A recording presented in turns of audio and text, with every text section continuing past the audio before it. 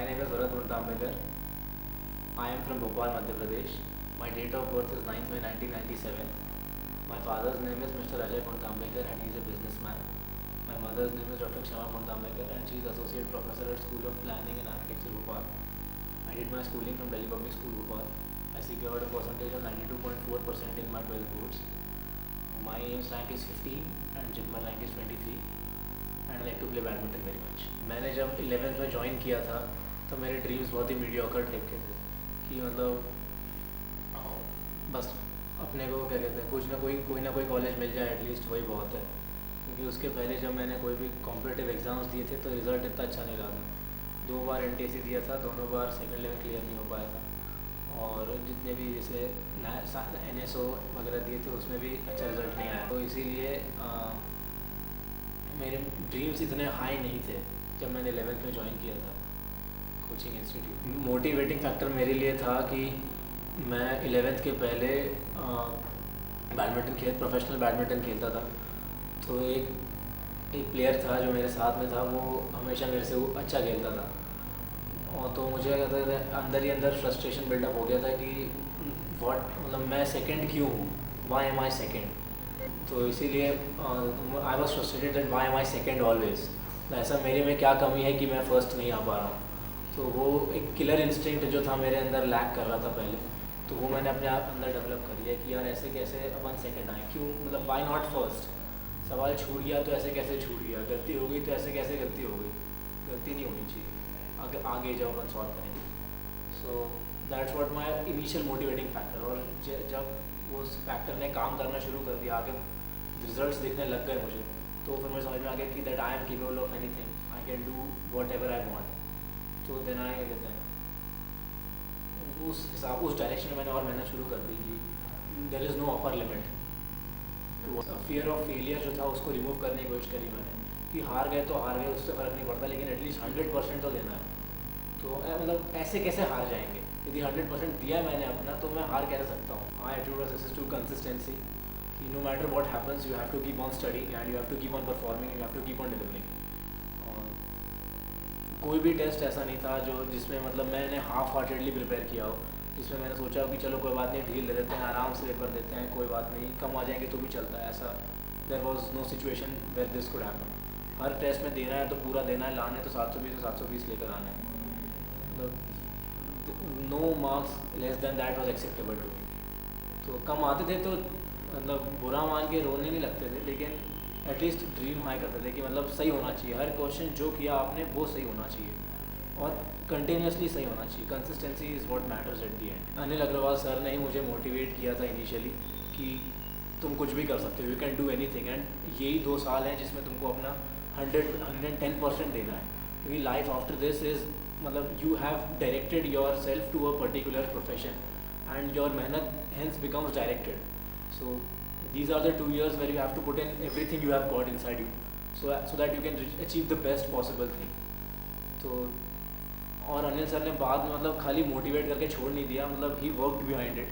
उन्होंने उसके पीछे कॉन्स्टेंट परसिवियरेंस दिया कि भाई जो नो मैटर व्हाट क्लासेस लगाते गए, वो मतलब आखिरी के अंत में 1 महीने में भी एम्स के 1 महीने पहले भी क्लासेस लगाते गए, कंटिन्यू क्लासेस लगाते गए. सो मतलब he was also as dedicated as I was.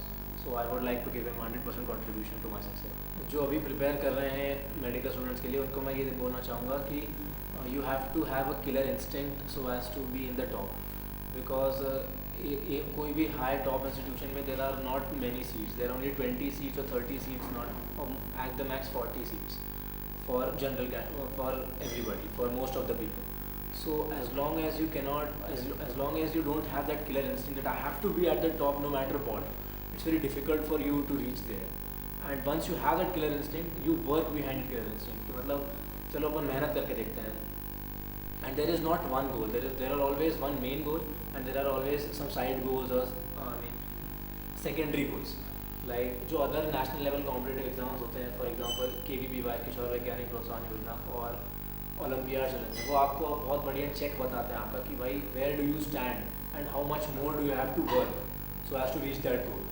Because when you see at the end कि मतलब rank list most of them मतलब इट इज़ वेरी कोहेरेंट. जो इसमें परफॉर्म करता है वो उसमें भी परफॉर्म करता ही है. तो once again consistency is what matters and killer instinct is what matters.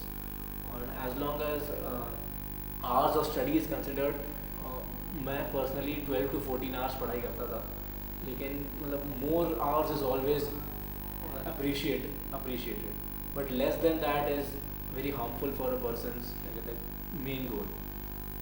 Regular classes का सिस्टम इतना मतलब परफेक्ट है और उसकी गेयर्स इतने बढ़िया तरीके से ढूंढे मतलब एक दूसरे में जुड़े हुए हैं कि they all complement each other, और हमेशा उनका जो एंड रिजल्ट आता है वो बहुत बढ़िया रहता है.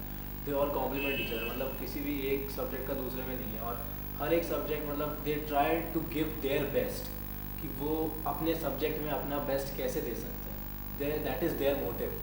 सो और एक दूसरे को कॉम्प्लीमेंट भी करते हैं इर्रिस्पेक्टिव ऑफ द टीचर. कोई भी आए, मतलब what is more important is the system as compared to the teacher, because जो भी system का part हो जाता है, they all achieve for excellence, they all work hard, they are extremely dedicated. मतलब कोई भी समय, मतलब तुम किसी भी समय approach कर लो teachers को, they never say no to you, they are always there to help. They help at a very good level. मतलब जो knowledge उनके पास है, जब मैं उनसे personally doubts पूछता था, तो जो उनके पास existing knowledge है वो that is too much, that is very much, very high level. And what is more important is that they are also exam oriented. मतलब ऐसा नहीं है कि उनका बहुत नॉलेज है तो वो बहुत नॉलेज अपना शो ऑफ कर. They are very highly exam oriented, that they are pinpointed, their efforts are pinpointed, कि भाई तुमको ये सवाल नहीं बन रहा है, इस सवाल का ये कॉन्सेप्ट है, इस सवाल का ये आंसर है. दैट इज़ हाउ मतलब पिन पॉइंटेड दे आर. और डेडिकेशन का जो सवाल उठता है तो there is no match for the dedication. मतलब they can go to any heights to solve. मतलब तुमने प्रॉब्लम उनको दिया है तो they can go at any heights to solve your problem and to at least satisfy your doubts. जो full syllabus test हमने दिए, there were at least 30 of the full syllabus test, so which I think is मतलब it's very nice, it's very helpful. क्योंकि अंत में जब आप revise करना चाहते हो तो there is no better way to revise than full syllabus test, because they cover such points which you have generally neglected in your normal revision. So number of tests and frequency of tests was very good and very appreciated, क्योंकि हर हफ्ते हमारा एक full syllabus test होता था. तो we had मतलब हमको हमारे पास मटेरियल रहता था कि भाई हफ्ते भर में आपको क्या करना है, सो दैट अगले टेस्ट में आप अच्छा करो, और फिर अगले टेस्ट में फिर आपको पता चलता था कि भाई अगले हफ्ते क्या करना है.